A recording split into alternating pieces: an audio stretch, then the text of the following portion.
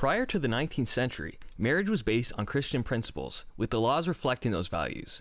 Marriages were primarily arranged based on economic factors and had little to do with romance. The family was the sole unit. It was not society's or the government's duty to look over the aspects of the family's lives. The father/husband was the head of the family. He made all the decisions and forced those decisions through the right of physical chastisement, which was where the husband could use physical force to punish or discipline his wife and children. Women had very few rights or prospects to support themselves. This could be shown through the unity of legal personality. The unity of legal personality, a doctrine by which a husband and wife were considered to be one person in law. When it came to physical relations between the husband and wife, the wife had no legal right to refuse sexual relations, as the husband did not need the wife's consent.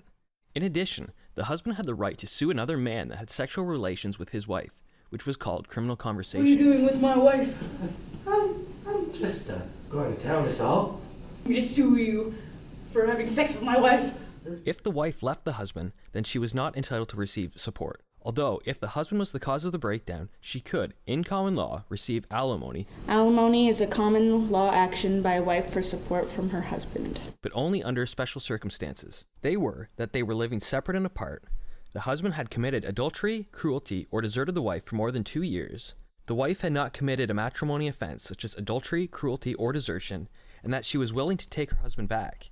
And as such, she was condoning his actions. Condonation is forgiveness of a matrimonial offense by continuing or resuming cohabitation with the guilty spouse with knowledge of the My offense. husband committed adultery on me and I want to get alimony. Do you condone his actions? Yes.